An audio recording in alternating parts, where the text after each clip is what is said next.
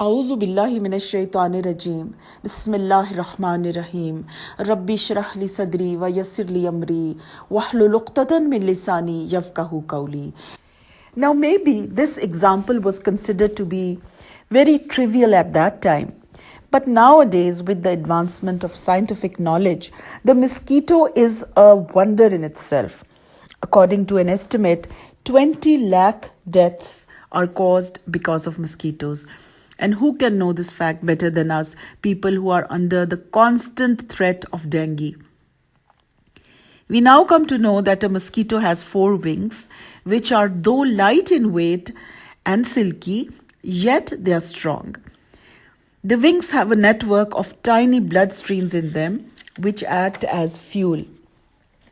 And they provide the desired energy to the wings, with the help of which it opens and closes so rapidly and swiftly. Now, the way a mosquito flies forward, it can fly instantly backwards with the same efficiency and fluency. Then Allah subhanahu wa ta'ala gave it 4 legs, with the help of which it directly and easily lands on the prey. Then the mosquito has 2 sensitive receptors called palps attached to its front, with the help of which it smells the prey. Now, the way it smells the prey is also very peculiar. It smells the chemical properties of the prey that come out in the carbon dioxide that has been exhaled by it.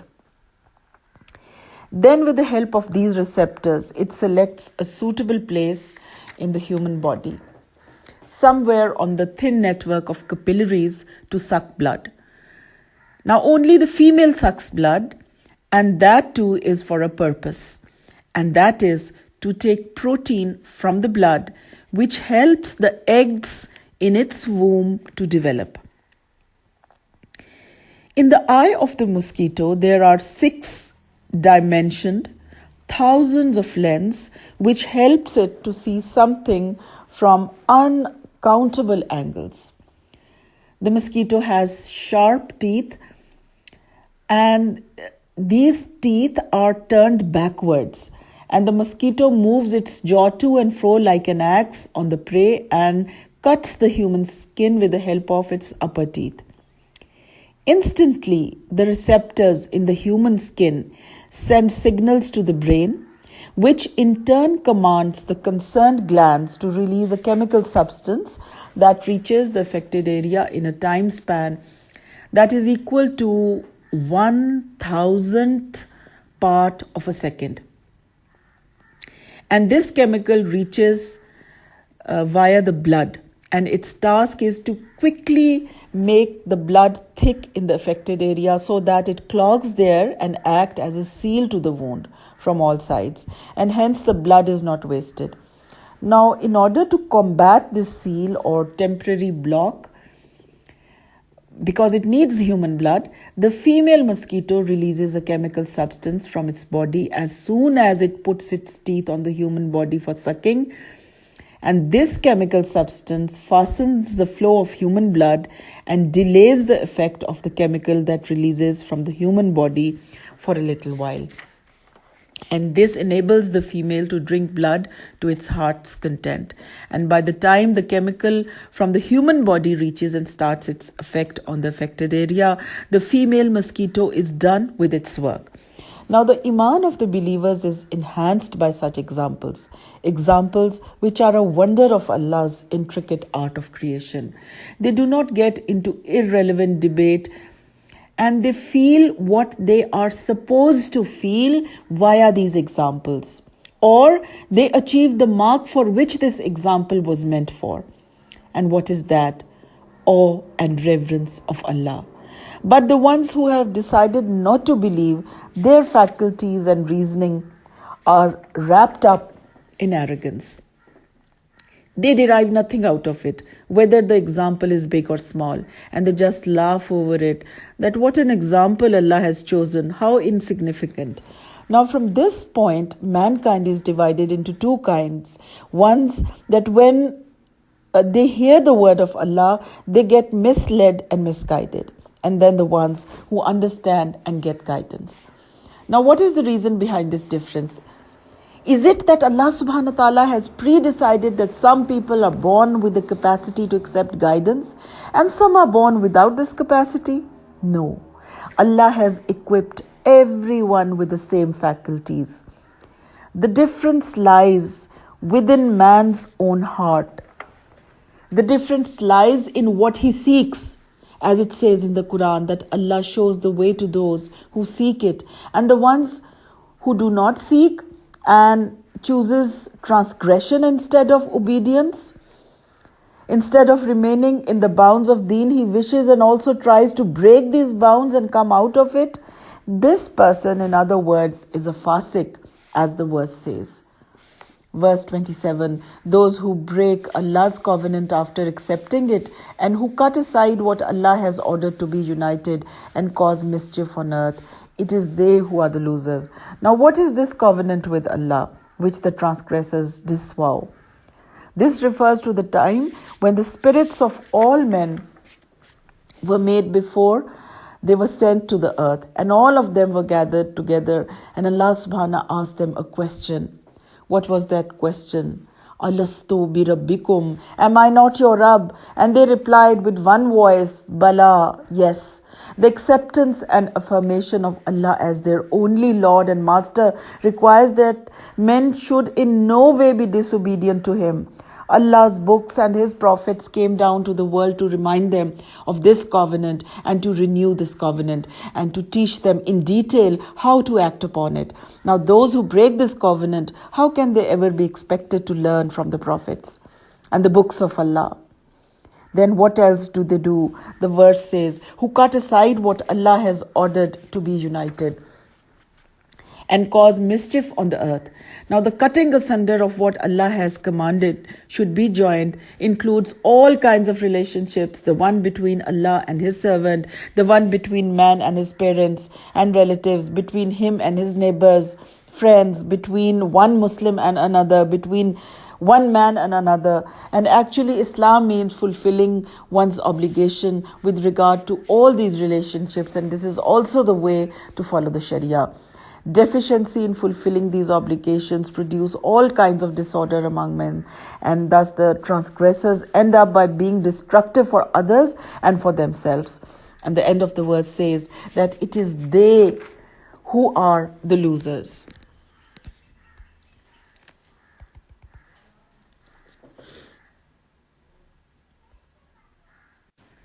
Verse 28, how can you deny Allah? Did He not give you life when you were lifeless? And will He not cause you to die and again bring you to life? And will you not ultimately return to Him? Now the verse begins by expressing surprise at those who insist on being ungrateful to Allah and on denying Him. The fact is that the disbelievers had never denied Allah, but it was only Prophet ﷺ that they denied regarding the fact that he was a true messenger of Allah. And the Quran equates such a denial with the denial of Allah Himself. Then the verse reminds man that once he was dead, or that he had no life. He existed, if at all, in the shape of billions of lifeless particles aimlessly floating. Allah brought them together, made them into a man, and gave them life. The verse proceeds to warn him that Allah will take away his life and then give it back to him a second time. This second life refers the life on the day of judgment, when Allah will collect the lifeless and scattered particles of each and every man again and give him a new life. Thus, the first death or state of lifelessness was at the beginning, before man received life from Allah. The second death comes when a man completes the lifespan allotted to him, and the second life will be given on the day of judgment. The verse ends by telling man that he will ultimately go back to Allah. This, of course, refers to the resurrection, when all men will rise from their graves, will be assembled and then rewarded or punished according to what they had been doing in the world. The basic points that we derive from this verse are that the main blessing for man is life. For without life, one cannot profit from any other blessing. And it is this life which will enable us to live a good life a second time. Then another point is that death too is a blessing, because physical death is the door to the perpetual life of the other world, after which there is no death. Then we find that this verse is also an argument in favor of resurrection, because if we look at the natural sequence, we see first death or nothingness, then life, then again death or lifelessness. So the sequence that follows logically is life again. And then the most important point derived from this verse is that no matter what you do now, whether good or bad, ultimately you have to surrender to Allah. Verse 29, it is He who has created for you all that there is in the earth, and directed Himself towards the sky and fashioned it into 7 heavens. He has perfect knowledge of everything. Now, according to this verse, everything in the universe has been created for man. It means that there is nothing in the universe from which man does not derive some benefit in one way or the other, directly or indirectly.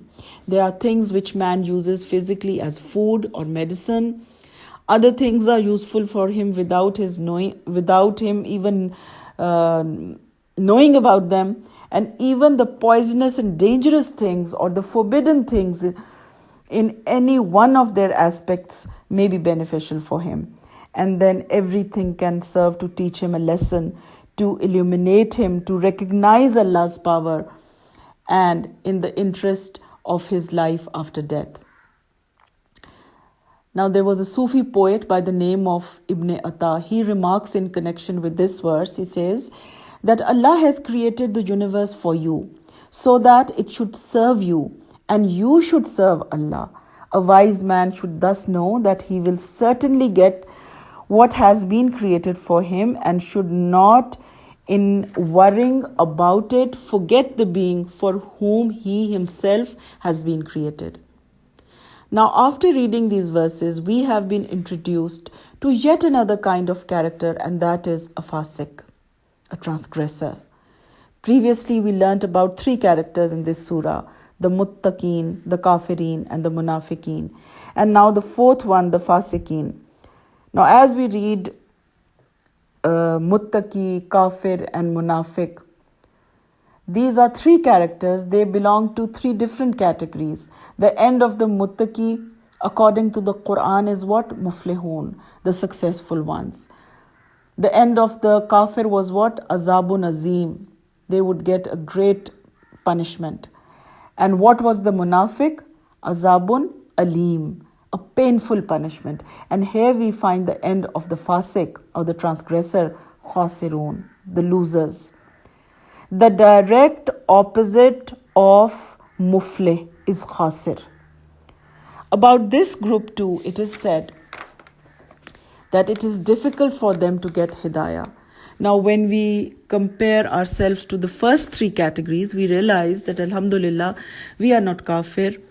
We also believe that we are not a munafiq, because we believe from the heart and tongue both. And a muttaqi is far above our status. So we find ourselves on a level where, although we believe, but we don't want any sort of restrictions in our life. The basic psychology of the fasik is that he does not like any restrictions or bounds, and if there are, he wants to break them. That is why, as the verse tells us, that he breaks the covenant made with Allah, because this covenant binds him, restricts him, and then he also breaks ties with people because he cannot bind himself to fulfill their rights. And he creates mischief and disorder around him, what we call fasad, because his behavior is not as it should be towards anything and anyone. Rather, it is as he wants it to be. Now, a kafir can be a fasik. A munafiq is also very close to a fasik, because their common trait is to create mischief or fasad on earth. And a Muslim can also be a fasik, someone who is a habitual sinner and does not repent. This is according to the fuqaha or the Muslim jurists. Now, this is something alarming for us because we fall very close to this category. We too don't want that there should be any restrictions or what we want to do. We must make a list of things in which we are not ready to take the limit set by our deen and come out of it. Maybe that would help us to come out of being a fasik. Now, first we made the dua, "O Allah, guide us to the right way." And then the answer came, "This is the book in which there is no doubt. It is a guide for those who are Allah conscious." Then the qualities of people were discussed which would enable them to get guidance. And the qualities of those people were also highlighted who do not get guidance, namely the kafirs, the munafiqs, and the fasiks. That is, the non-believers, the hypocrites, and the transgressors. Then Allah subhanahu wa ta'ala introduced His own self so that people would recognize Him in the true sense. Made man realize the different blessings bestowed on him in nature, and then specially the blessing of guidance, and the book which is free of all doubt. And in case anyone is nurturing a doubt, this doubt was challenged, that he can remove his doubt first and then get back to this book with full concentration, dedication, and love. After that, the details of the incident are given when man came on this planet Earth. Why? Because after recognizing the Creator, the second most important task in order to gain guidance for man is to recognize his own self. The base or foundation of anything has to be straight and solid for it to be sound and correct. Now, if we keep believing that we were first monkeys and then transformed into human beings and other such nonsense and non-significant theories, then we will not recognize our own value and worth. And our relationship with our Creator will also not be having a correct base. And if the relationship between the Creator and the creation is not correct, that is the relationship between the Khaliq and the Makhluk, then how can man find guidance? If he cannot find guidance, how can he act on guidance? So that is the reason that now Allah subhanahu wa ta'ala in detail describes the incident of the creation of Adam alayhi salam and then his descending on this planet Earth. In verse 29, we were told that Allah subhanahu wa ta'ala made this earth for man and everything present on it was made to serve man. But why did He create man?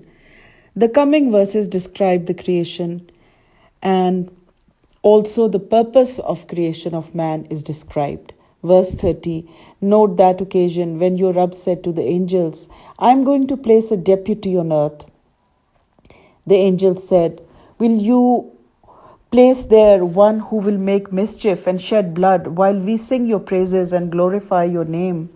Allah said, "I know what you know not." Now the verse starts by the word "is," which literally means recall.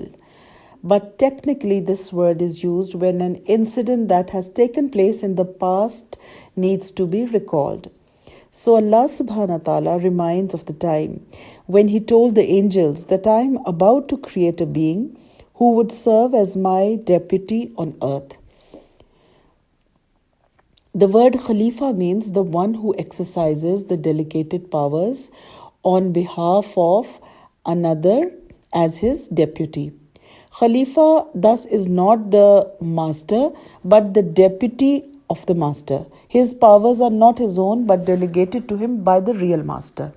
He has therefore no right to have his own will, but he is there to fulfill the will of the delegating authority. And it would be dishonesty and transgression if he assumed sovereign powers or used them according to his own whim, or if he acknowledged another as his sovereign and submitted to his will. Now we come to know from this verse that before the creation of Adam alayhi salam, Allah subhanahu wa ta'ala informed the angels that I am creating my deputy on earth. Now, why did Allah subhanahu wa ta'ala inform the angels about his plan? What was the need? If Allah had implemented his plan without informing the angels, was he in some way answerable to the angels? No. You see, the creation of man was a very important decision which was about to be implemented. And whenever such a thing happens, and all the people who are involved, they are consulted, then the work is done in a better way. Allah subhanahu wa ta'ala had no need to consult the angels, and neither is he consulting them, but rather he is mentally preparing the angels for this important event of man's creation, so that they would value it and give it its due importance. This is a very important lesson which Allah subhanahu wa ta'ala is teaching us, that whenever an important decision is made, the people around should be consulted. Prophet sallallahu alaihi wasallam was also advised by Allah subhanahu wa ta'ala to consult his companions while taking decisions. The Muslims are also advised to take decisions with mutual consultation. Then Muslims have been taught to consult their Rabb as well, and that is in the form of istikhara. Now, as the creation of man was something unusual, something so new, something which was never seen or thought of before, that is why Allah subhanahu wa ta'ala is sharing with the angels. Now, why has man been called a Khalifa? One of the reasons is this, that before man, the species that lived on the earth were jinns.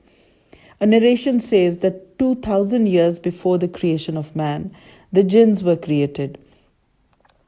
This fact has been stated in the Quran that jinns were created before man from fire, and these jinns created a lot of mischief and disorder on the earth.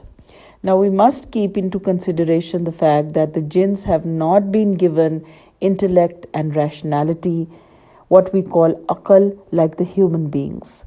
The most intelligent and mature jinn is equal in intelligence and intellect to a human being of 10 years of age. And according to a tradition, when the jinns transgressed all bounds in mischief and such activities, Allah subhanahu wa ta'ala sent a group of angels to the earth who hit them and drove them to oceans and islands and places which are inhabited. And the livable places were cleared, and then man was sent. Wa akhiru dawana anil hamdulillahi rabbil alameen.